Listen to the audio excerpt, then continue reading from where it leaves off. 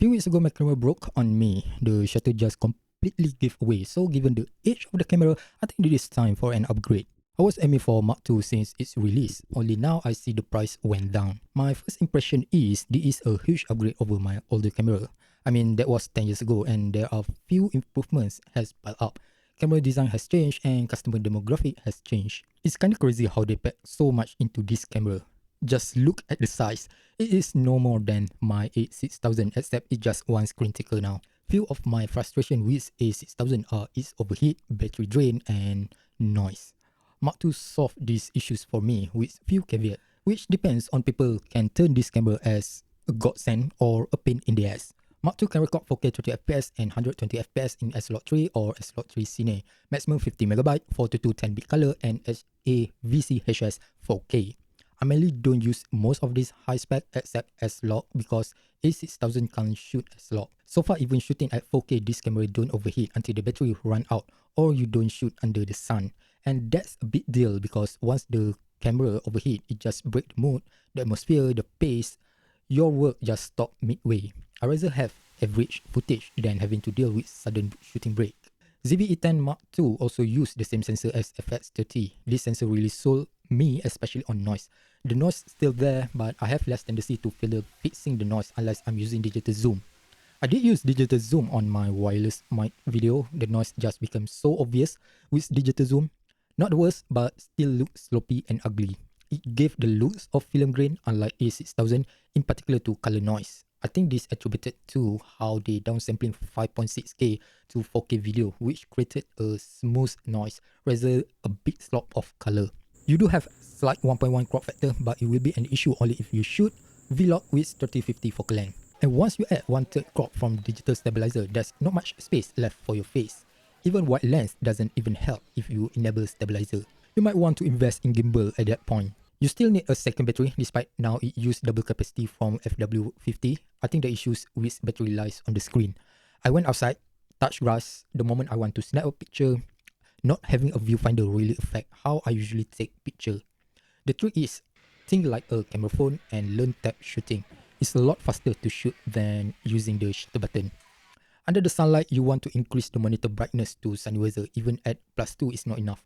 The drawback of this screen is it's power hungry when you crank it. I didn't actually keep up to date with editing software, but Sony Creator software is kinda okayish if you want to edit your video and photo. But it felt like poor guy software, which I really suggest anyone who wants to buy any Sony camera or just any camera to invest their time and money in other software. The Creator software does the job, but if you want bulk edit anything, Sony asks for subscription. For photos, they give images edge and it's so slow. 5-minute words can turn into 20 minutes easily on 5 photos. Raw therapy is free and have more options to edit the photos, except it just crashing on each photo. So you still end up with Sony if you don't want to spend money, or you just settle for HEIC format, a better version of JPEG. This camera is definitely not suitable for beginners. If you want to familiarize yourself with camera, ZV E10 and A6400 is a much better option. For people who wants to start on camera as hobby, it will take few years before you start to hit the limit of what the camera can do. ZV E10 Mark II don't have mechanical shutter, so you will encounter issue at one point if you want to shoot at fast shutter speed with slow autofocus lens. This guy rolling shutter is also notorious, depend on what video you are shooting. This can appear distracting. 9 out of 10 people just cut it. Viewfinder and mechanical shutter are photography centric, but for people who want to start on camera, you actually don't know which style you want to focus on. Only after a few years you will lean either towards video or photo, and these two cameras models provide both sides enough. For general purpose, having viewfinder and mechanical shutter made life so much easier. For that reason, I still prefer my old A6000 when I go travel because majority of the time spent I will take pictures instead of photos. I'm not sure the quality of mechanical shutter on Sony camera now, but from what I experienced, Sony is kinda notoriously bad at making long-lasting shutter.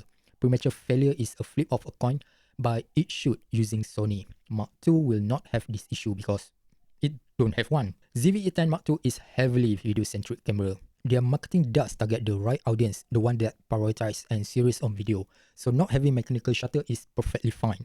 If you don't want rolling shutter, don't get this camera. It does price well, sort of middle ground before you meet FX30 and A6700, but still a huge jump if you jump from A6400 and ZV-E10. But considering the competition at this price, Canon R50V probably the closest and cheaper. Perhaps that's why they slash price. Not much options with Canon lens, but 3-4 years later, I don't think this will be an issue. Buying a camera as a hobby means you will invest on that particular brand. Neither is a wrong choice, but Sony has 5 years head start with aftermarket lens. Good original lens from Sony and Canon are very expensive, so cheaper third-party lens options can make upgrade a viable option. I think that's all of my comments on ZV E10 Mark II. Just another camera to add into an expensive hobby. Okay, bye.